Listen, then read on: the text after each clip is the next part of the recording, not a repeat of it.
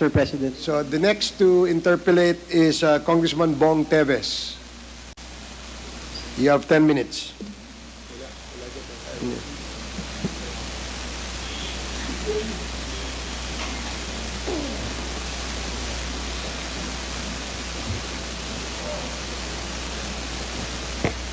Mr. Chair, good evening sa lahat. Alam niyo po, napakahirap magtanong sa isang former president na mahal ng maraming tao, pero kailangan po nating magtanong para sa kapakanan ng mga taong bayan at para mabigyan ng linaw ang mga isyo sa extrajudicial killing. Mr. President, Mr. Chair, kilala po ba ninyo si Mr. Jamie Guban o pamilyar po ba kayo sa pangalan niya at si Mr. Mark Taguba?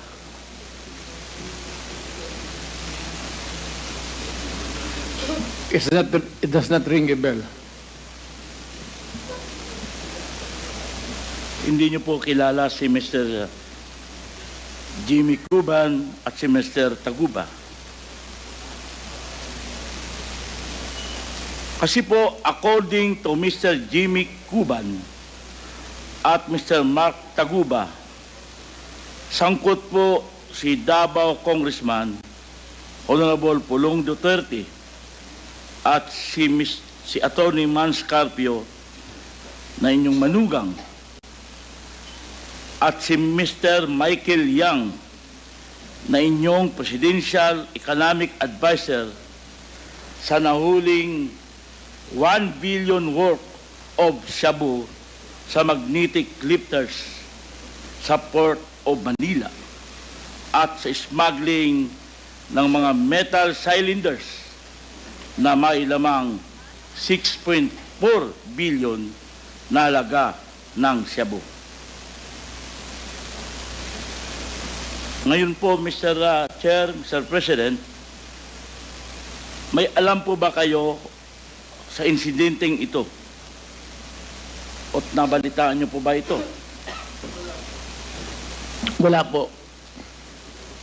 But kung totoo yan nangyari, I would strongly suggest that yung anak ko at yung minention mo, that's my son-in-law, Yes to po. file a case, and I'm urging the prosecutors to do their best to file a case in court. That is the remedy. Unless patayin natin, but that is not anak ko. The best remedy is really to go public, expose them, and file the case in court, just like what you're doing now, so that they will be made answerable for their misdeeds in this planet. Thank you, Mr. Chair. Thank you, Mr. President.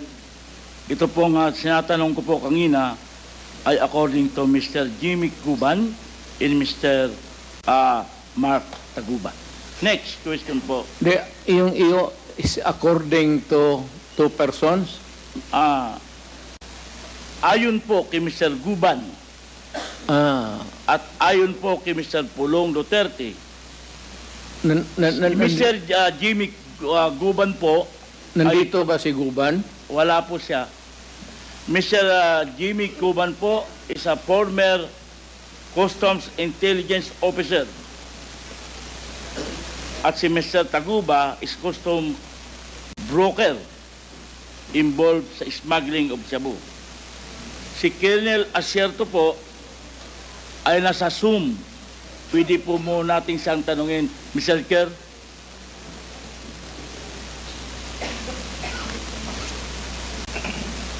I'm sorry, Congressman Teves, what was the question? Pwede po ba nating tanungin si Colonel Asierto dahil po siya ay nasa Zoom regarding po rito sa mga tinatanong ko po kanina kay former President? You can Yes, you can ask questions to Colonel Acerto. You have 10 minutes, Congressman Teves. Yeah, you know, the names of my son, and they must come here and testify in person. Huwag yung Zoom na Zoom. Hindi pwede yung Zoom na Zoom because that is not a standard of justice. Hindi pwede yung ganun. You know, ang pangalan ng anak ko, pati yung son-in-law ko, so I will object. Bakit tayo mag-zoom-zoom dito? Dalhin mo dito yung tao.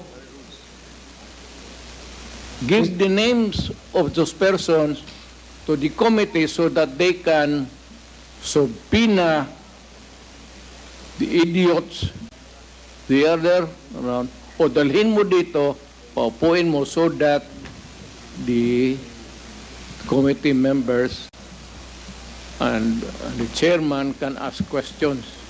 And we can Mr. feed President. our questions with him so that Mr. Chair, Mr. President, with all due respect, when last Monday when we canceled the invitation supposedly for today's committee hearing, and then yesterday we decided that we proceed again, no, with this committee hearing. We have sent out, we were in a press conference, and I mentioned in the press conference that those who want to attend as our resource person for today's committee hearing is welcome. And that is why several of our resource persons are here. Senator Leila de Lima, Father Flavio Villanueva, Senator Antonio Trillanes, and the others, no? And former Congressman Nery Colmenares is also present. It is because perhaps they heard that there was a invitation that we stated during the press conference. Now, ginagawa din po sa amin ang when we ask questions to our resource persons via Zoom, it is allowed, no, under our rules na they can be asked questions and they can also participate in a committee hearing. However, in this case of Colonel Acerto, para lang po to set the record straight, siya po ay wala po dito sa Pilipinas. Hindi po namin malocate kung nasaan po siya. But when we offered and invited them to join the committee hearing, he has signified his intention to join this committee hearing via Zoom. And since the rules allow that, Your Honors, Mr. President, pinayagan po namin. Yan po ang nakasaad sa rules ng Rules of Procedure Governing Inquiries in Aid of Legislation sa 19th Congress po. Just for the information of the former President. So, kaya po siguro nandiyan dyan yung kung nagtanong po si Congressman Bong Teves kung maaari po bang tanungin si Colonel Acerto. I don't know if he's still online. If he's still online, pwede niyo po siyang tanungin. Just for the information of the former President. Thank you. Please proceed, Congressman Teves. may I ask to Colonel Acerto kung nandiyan pa?